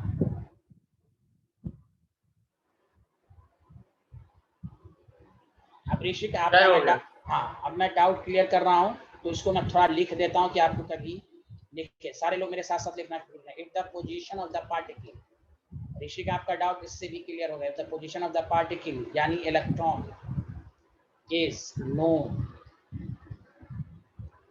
with high degree of accuracy, यानी आपने कोशिश की कि हम बहुत ही उसकी पोजीशन मालूम करने, हाई डिग्री ऑफ एक्यूरेसी।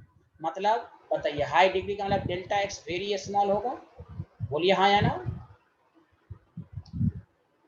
तो खुद सोचिए, जैसे आपने पोजीशन एग्जैक्ट बताने की कोशिश की, देन वेलोसिटी ऑफ इलेक्ट्रॉन हो जाएगा कि नहीं अनसर्टेन? जल्दी बताइए।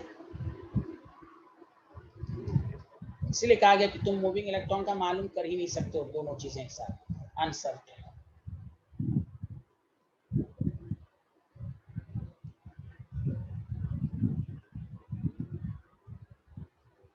And vice versa. सर ये वेलोसिटी के बाद क्या लिख रहा है, velocity of electron will be uncertain and vice versa. मैं उसको फिर फॉर्मूले से भी साबित कर देता हूँ कि अगर आपने इलेक्ट्रॉन की मालूम करने की कोशिश भी की तो वेलोसिटी में अनसर्टेन आ जाएगा। कितना अनसर्टेन आएगा?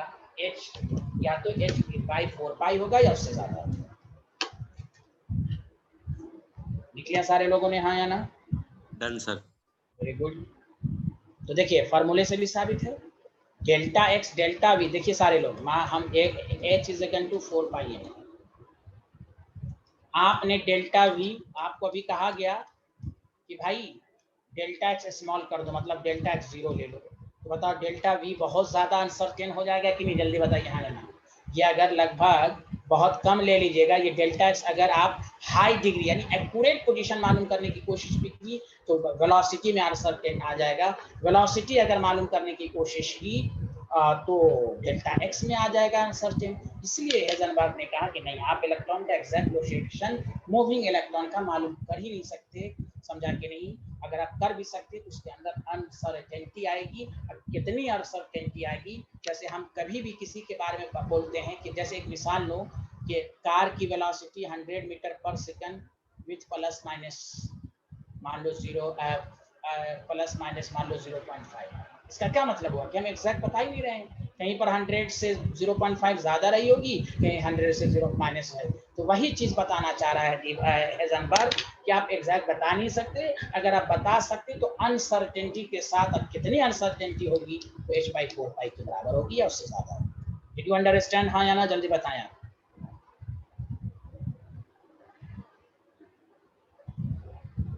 सर ये एक्चुअली में निकालते कैसे हैं पोजीशन और वेलोसिटी? नहीं, निकाल ही नहीं सकते वो तो, उसमें वेव इक्वेशन आएगा। No no no, wave equation मैंने क्या कहा? वेव इक्वेशन जो आप पढ़ेंगे इरविन में, आपको मैं पढ़ा भी देता हूँ। देखिए इतना टफ वेव इक्वेशन, सारी चीजें वेव से साबित की।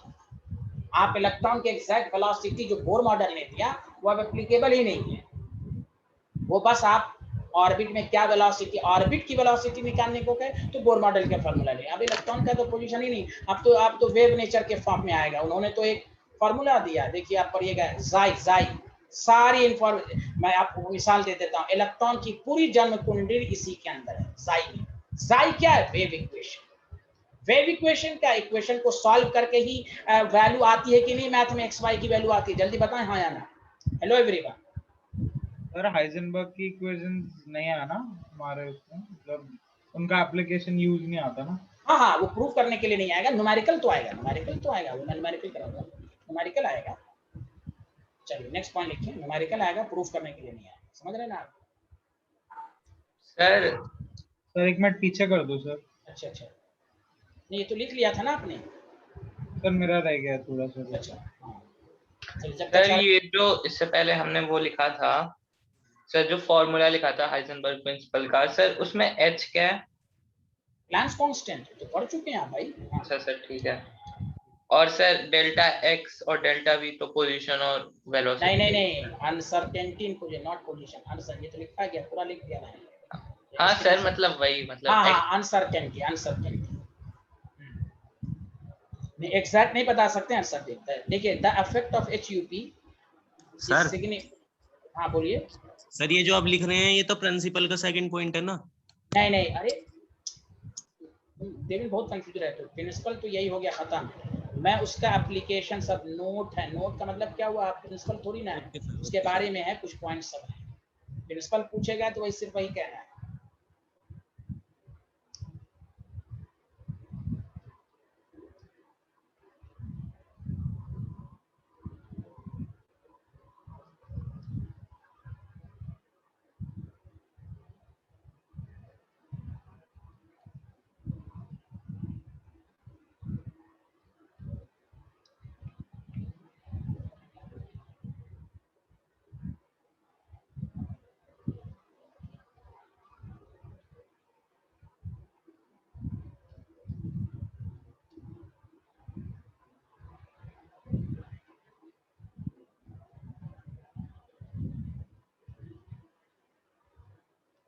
मैंने लिख दिया जानबूझ के, the effect of HUP significant only for the motion of, motion word लिखना जरूरी है, microscopic particle, but it is negligible for microscopic.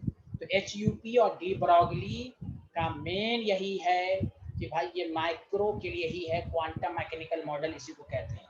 चलिए आप आगे बढ़ें, जल्दी बताइए सारे लोग हाँ या ना।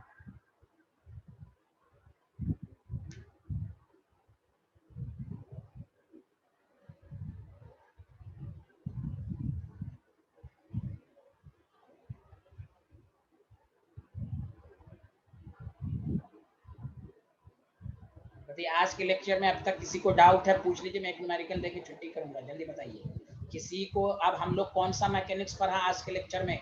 सारे लोग वाइवा के फॉर्म में quantum mechanical model, quantum mechanical based upon based upon dual nature as well as Heisenberg. दूसरी बात कि क्या इलेक्ट्रॉन का कोई एग्जैक्ट लोकेशन अब तक पता चला है? जल्दी बताइए। No sir. हाँ, हम अगर बता भी सकते हैं तो प्रोबेबल अप्रोच रीजन के फॉर्म में कि वहाँ रह सकता है, कहीं पर रह सकता है, कहीं पर ना भी रह सकता है, जिसको हम नोट्स कहेंगे। वो आगे बढ़ेंगे। क्या मैं आगे बढ़ूँ? लिख लिया सारे लोग हाँ या ना? Yes sir. Yes sir.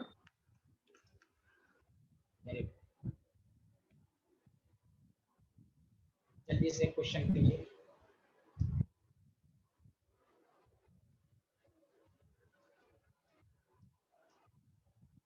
सबसे अच्छा आसान question, calculate the ratio of. Sir मेरा लीव हो गया था सर, उसका सेकंड पॉइंट छूट गया, आप स्क्रीनशॉट कर। हाँ,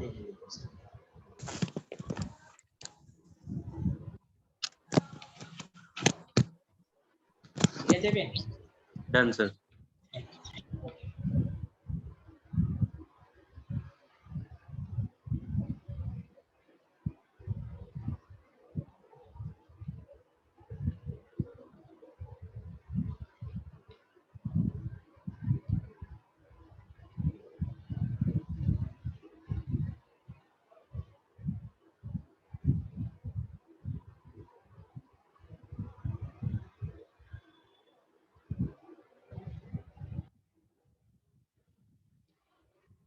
पहला क्वेश्चन के बाद खत्म करेंगे। Calculate the ratio of wavelength of proton and alpha particle if both are accelerated by same potential. Both are accelerated by same potential. पहले लिख लीजिए फिर मैं बताता हूँ आपको। Done sir. क्वेश्चन लिख लिया एवरीवन, हाँ या ना? 1 मिनट। हाँ जल्दी लिखिए। Calculate the ratio of wavelength, ये बहुत इंपॉर्टेंट क्वेश्चन है। Calculate the ratio of wavelength of proton and alpha particle if both are accelerated with same potential. लिख लिया?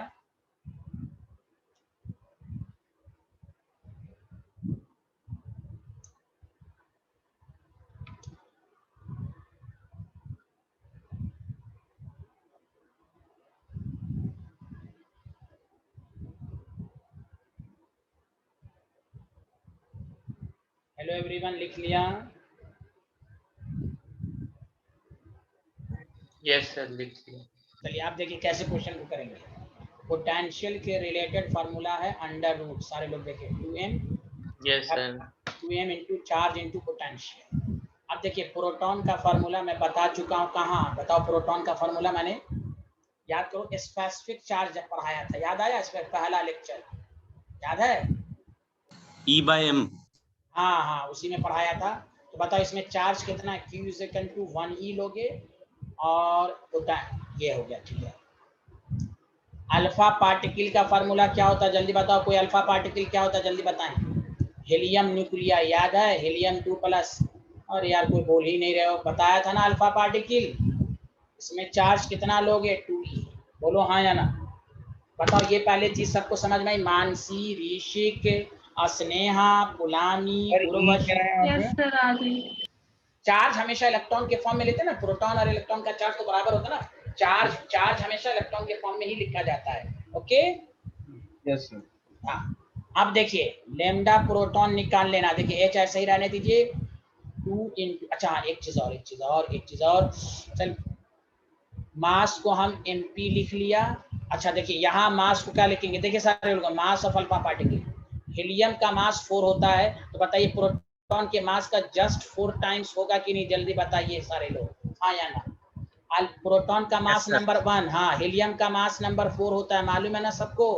हेलो, पहले ये जब तक नहीं समझोगे ये वाला नहीं समझ पाओगे। बताओ चार्ज जस्ट डबल है, प्रोटॉन जस्ट 4 टाइम है, मास जस्ट प्रोटॉन 4 टाइम्स है। क्लियर है सबको? Yes sir.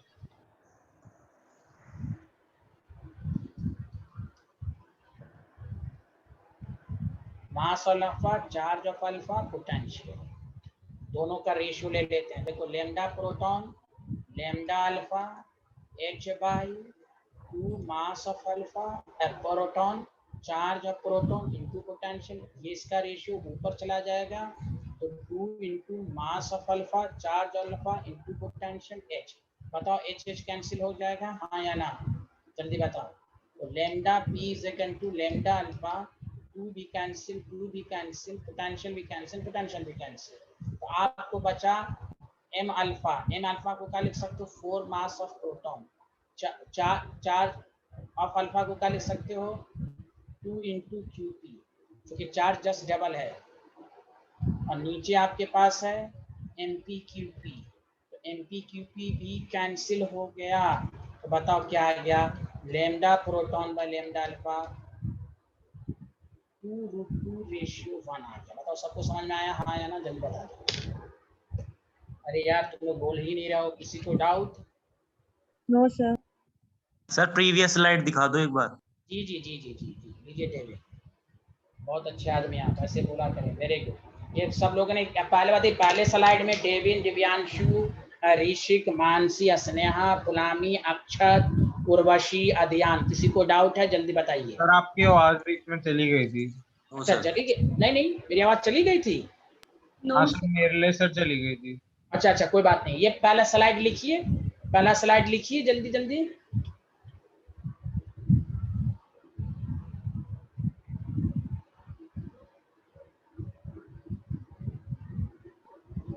अब नेक्स्ट क्लास एकदम इम्पोर्टेंट, कोई मिस ना करे प्लीज। अब बहुत मजा आएगा यहाँ Okay, तक। हाँ नेक्स्ट क्लास मिस होगा तो फिर 3rd 4th में नहीं परेशानी होगी। प्लीज सब लोगों से रिक्वेस्ट है, क्वांटम नंबर बहुत ही मजबूत। इस पर कुछ न्यूमेरिकल अभी और करेंगे और 2-3 न्यूमेरिकल करके फिर संडे, नेक्स्ट संडे का क्लास न्यूमेरिकल अप्रोच होगा हेजनबर्ग एंड डी ब्रॉगली का। पहले कुछ क्वेश्चन भी कर लेंगे नेक्स्ट क्लास में 5-10 मिनट, उसके बाद पूरा टाइम संडे को 7:30 बजे शाम में दिया जाएगा numerical approach of Heisenberg and de Broglie. हाँ, ये स्लाइड लिख लिया, इसमें किसी को डाउट है? No sir.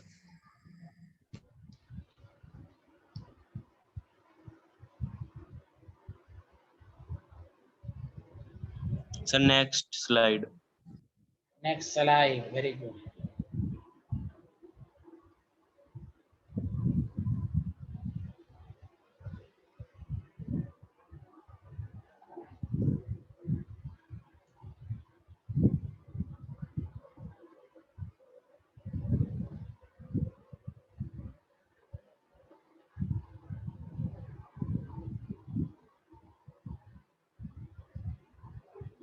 आप स्क्रीनशॉट ले लीजिए क्योंकि टाइम हो गया दूसरी क्लास का टाइम। आप स्क्रीनशॉट ले लें, घर पे लिख लेंगे। ओके, डाउट होगा तो नेक्स्ट क्लास में पूछ लेंगे।